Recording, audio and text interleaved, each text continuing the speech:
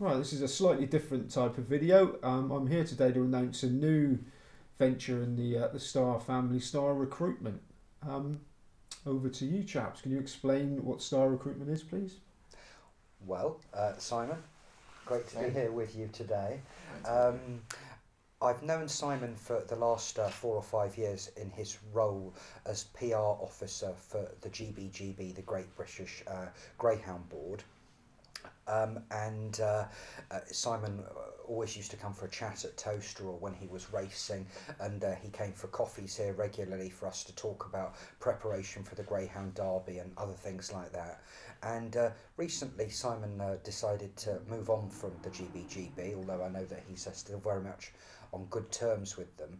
And it was at the perfect time because I've been considering for a long time, but not met the right person to start a recruitment agency for the betting industry. Now, I know that there are a couple out there, they're very competent, they do a good job. Star Sports have used them. I'm not going to be slagging off competitors in any way. But I think that the industry is moving forward so very, very fast. There is opportunity really right across the globe now. Everybody's talking about it, America, America, America, but there's lots of other places as well where betting shops are opening up. And I think that the game is vast. There are so many different areas of the game now. Nobody can say they're just a bookie. You know, you've got bingo, online casino, you've got actual casinos, betting shops, telephone betting, on course, online, apps, IT, compliance, whatever it is. But although we share a love of greyhound racing, I think that your extensive network and with mine, we're able to help fellow bookmakers and operators and new ones, and we know for them who will fit well for their business. I think that we want to do this honestly. Of course, this business is about making money, but it's going to be a pleasure to enable young people to get into the industry, management people to fulfill their potential, and help fellow bookmakers expand their businesses. Yeah, certainly, Ben. I mean, I think this is a time of opportunity in the global bookmaking arena, but also, I mean, by territory, there's a lot of doom and gloom in Britain at the moment with shops closing, the FOBT restrictions coming in, but there are needs for operators in the UK. We're probably overbooked in a way. There's consolidation, there's mergers, and those inevitably lead to some redundancies. Yes. But they're all beefing up their compliance departments. Yes. They have to. It's far better to employ a good compliance team and get a massive rate fine from the Gambling Commission. Yes. So there's that side that's growing, and that's in the UK. But we're seeing like traditional bookmaking making on the retail side is picking up in parts of Europe. There's people opening in Spain, Poland, and places like that. They've got shops. Certainly there are. Whenever I go to Spain, I see more and more betting shops. You know, I'm sure that there are opportunities for people who wish to have the Mediterranean lifestyle. Definitely. It could be a betting shop manager, could be an area manager, could be a shop locator. I think that it is ridiculous for people to say the game has gone. Look, No. I'm not saying that if they're racing at Ludlow today it's any good in making a book in the second line, but there are more people across the world betting than ever before. Definitely. And whereas people join the army not just as a soldier, people join the forces as a chef, as a doctor, as a Yes, nurse, yes. as a mechanic, whatever. I think that there are enormous opportunities for people with different skills to enter the industry. Yeah, I'd say so. I mean, and I think the good thing is that while there's growth in the Mediterranean with Malta, Gibraltar, Spain as well, so people can around the Adriatic, even the Balkans, there's operations there springing up. Yes. So people who get into bookmaking at a young age, they've got a career that can take them around the world. Yeah, China. Yeah. More and more people are now, they shied away from the grey markets or black markets or whatever they called it. Now, even the corporates are diving in. Yeah, because they're getting regulation. Wherever you get regulation, proper regulation of gambling, you get growth. And there's no doubt about that. And that's what's going to happen. I mean, we're going to talk about it, but America is, it is the land of opportunity in more ways than one. Yes. It's going to be very interesting the way that it differs from state to state. I think there's 5 states have legalised it at the moment, with 2 more pending. I think we'll probably get to at least half of them in the next 3 years. I mean, that's a massive market there, and it's going to be fragmented because of the federal nature of the regulation. But it's going to be a good thing, and they don't have the experience of sports books, for example. So that's going to be something. There's a green card issues, obviously, but we're going to look to be overcoming those. And I see nothing but for someone, say, coming out of university or just starting out in the world, to get into bookmaking, as this fellow did when he was about 15. It offers a great career, I think, and I think that you can, and different skills as well, be it on the legal side, in compliance, if you're a mathematician and you've got that sort of odds compiling, trading view, but also if you're just a people person. Yes. Because they all employ people. And hospitality is enormous now. Yeah, hospitality and all that with the sport. And I think the attendant sport, so if we look at horse racing, it's growing, it's doing quite well in this country, but around the world, horse racing, greyhound racing, not so much, but things like football, they're universal, and and people like betting on them. So, I do think it's a great opportunity. And I just like to thank Ben for giving me this opportunity to take it. Ben's an enabling sort of chap, but he's enabling me to do something that's really exciting. Well, thank you for taking the chance. I'm very grateful, but I'm looking forward to really attacking this opportunity and making the most out of it. And I believe that without knowledge from both of us, starting at the bottom and working through different areas of the game, Star Sports, we have spread betting, we have professional gambling, we have fixed odds online, we have telephone, we have credit, we have betting shops, we bet on course.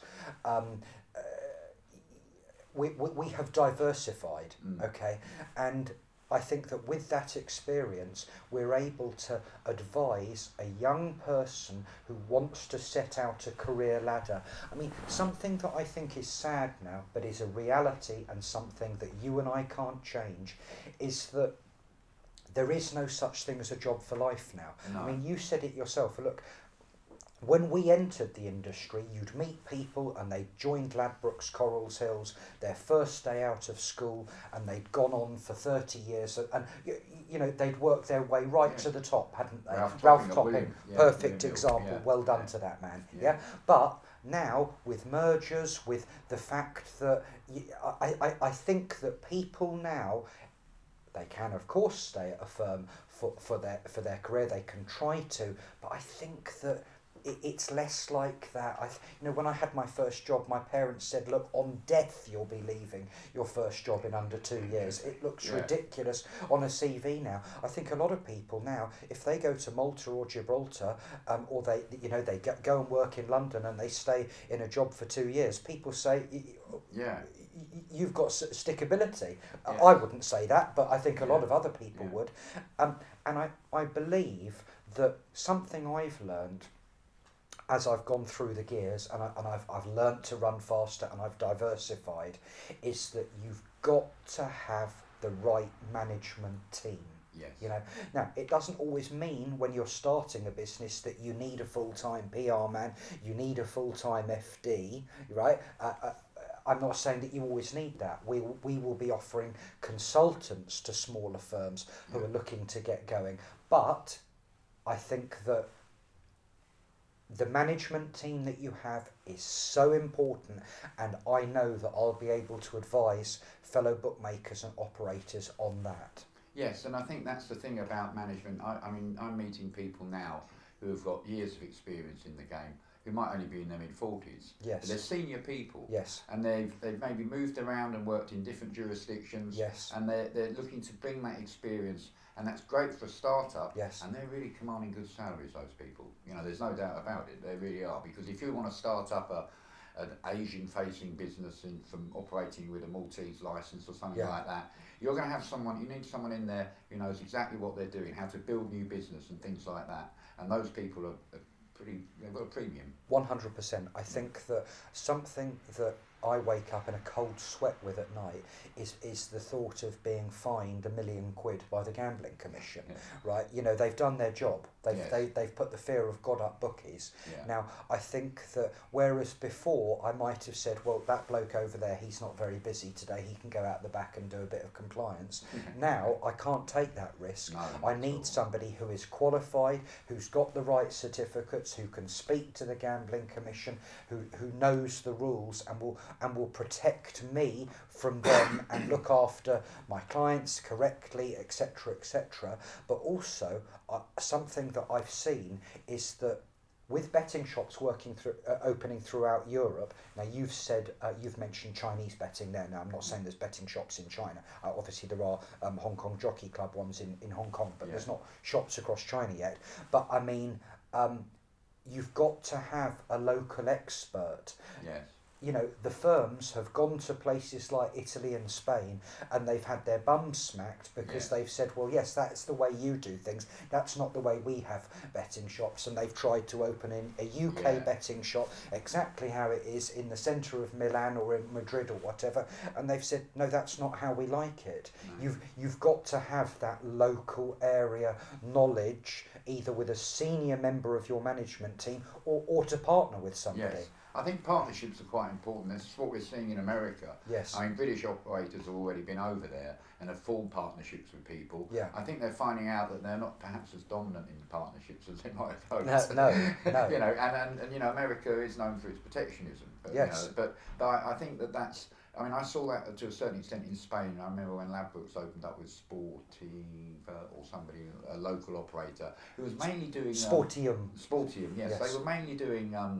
Like bingo and lottery type products, and then they said, well, okay, well, they're going to do greyhounds, and they do dogs there, but of course the difference is that, I mean, you probably know as much about it as anybody, but continental gambling trades are different. They don't like to bet on a 5-2 favourite. They want to get something that's going to give them a big return. Yes. You know, like home with the lottery, you know, yes. things like that. So it's a different mentality. So you have to have somebody who understands the local market and can tailor products for them. Yeah, you know, so I mean, I would say to you that, look, a sad thing now for people who've worked for bookmakers who've got enormous shop estates, rather than having teams of people opening shops and finding locations, that it's going to be a bit of a negative for energy for a couple of years with them going round closing shops, yes. right? But, I mean, shops are opening, as we say, everywhere in Spain, in Germany, other countries in Scandinavia are opening more shops. Well, there's no reason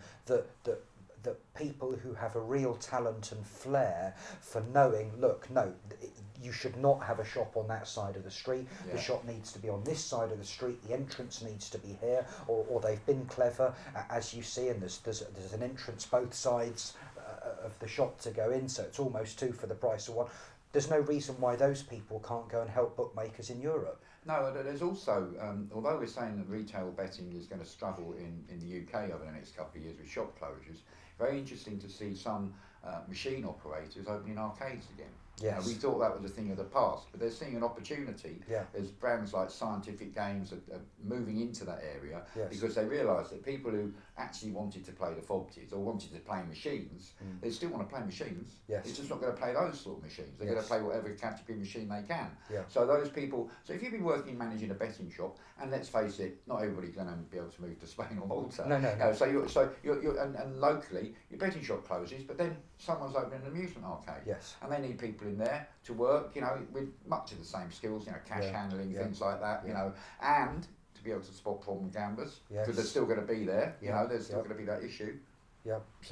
So you know, I think that while we're focused on international growth, I mean everybody is, but let's remember that there's things going to happen here as well. Yeah, I think that it's certain to say that nobody can have it in the exact direction they want it to go in, but the game is certainly moving forward, and there are huge opportunities for members of staff at any stage of their career, and it'll be a pleasure to help them and operators looking to grow their business. Definitely.